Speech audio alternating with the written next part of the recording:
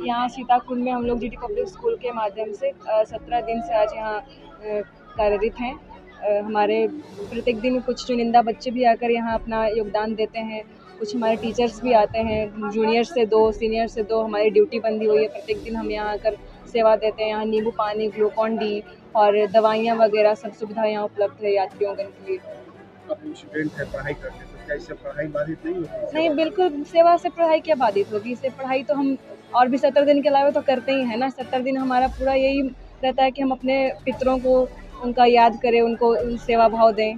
जब स्कूल के बाद हमारा ये ड्यूटी रहता है। तो ये आपको समापन है, तो लगभग कितने यात्री यहाँ से आपको सेवा देते हैं? प्रत्येक दिन करीबन हमारे 50 से ऊपर कैंपर ही आते हैं पानी के, और करीबन 2000 यात्री प्रत्येक दिन पानी वगैरह सुविधा लेते हैं यहाँ से।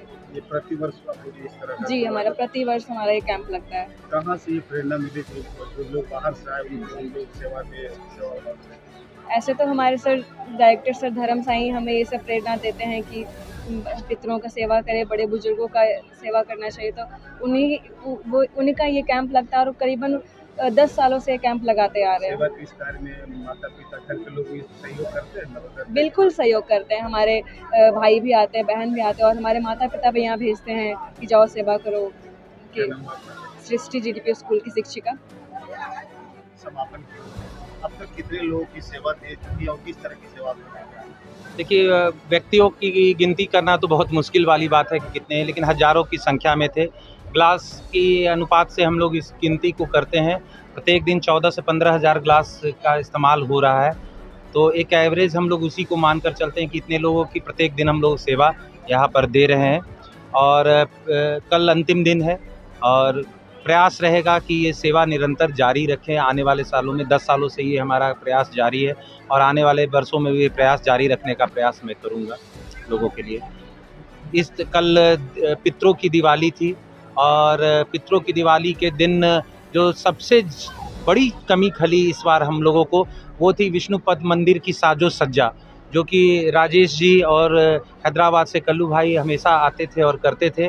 राजेश जी आए हुए हैं, हमारे बीच में मौजूद हैं, लेकिन कल्लू भाई इस बार नहीं आ पाए और इस कारण से इस बार साजो सज्जा नहीं हो पाई, जो कि अनेक भक्तों को बहुत ही उसकी कमी खल रही थी।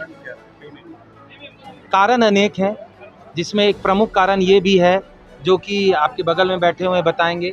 इन प्रशासनिक उदासीनता भी कारण है कि जब वो आते हैं करते हैं तो प्रशासन की तरफ से उन्हें कोई सहयोग प्राप्त नहीं होता है। आर्थिक सहयोग की वो अपेक्षा नहीं रखते हैं, लेकिन एक मानसिक और शारीरिक सहयोग भी बहुत बड़ी सहयोग होती है जिसकी अपेक्षा वो रखते हैं। विशेष आपको राजेश जी इसके बारे में बताएंगे।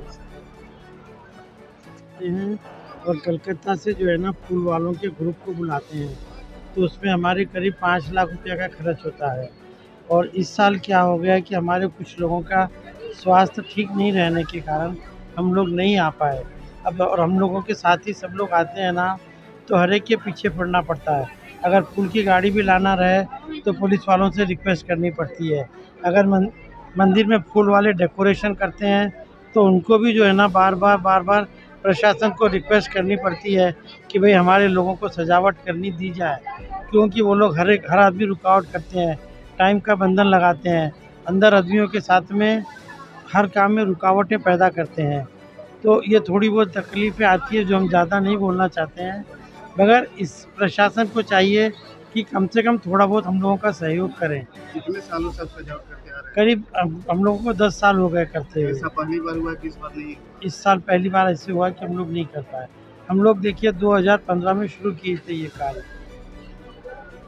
उस वक़्त हम लोग मंदिर की सजावट भी करते थे, ठाकुर जी को 56 भोग भी लगता था और बाजे वाले भी आते थे, पटाखे भी छूटते थे। फिर बाद में पटाखों पे भी रुकावट करने लग गए उन लोगों ने। मतलब हर एक चीज़ पे कोई ना कोई प्रतिबंध लगाते ही थे। फिर भी हम लोग साहस करके करते थे कि भाई चलो जो हो रहा है, जितना हो रहा है, साल में एक बार हो रहा है, उसको करना चाहिए बोल के। पर अब के कुछ हमारी वजह से ही हम लोगों ने इसको नहीं कर पाए। तो इसमें प्रशासन की कोई गलती नहीं है, हमारी कमज़ोरी की वजह से हम नहीं कर पाए।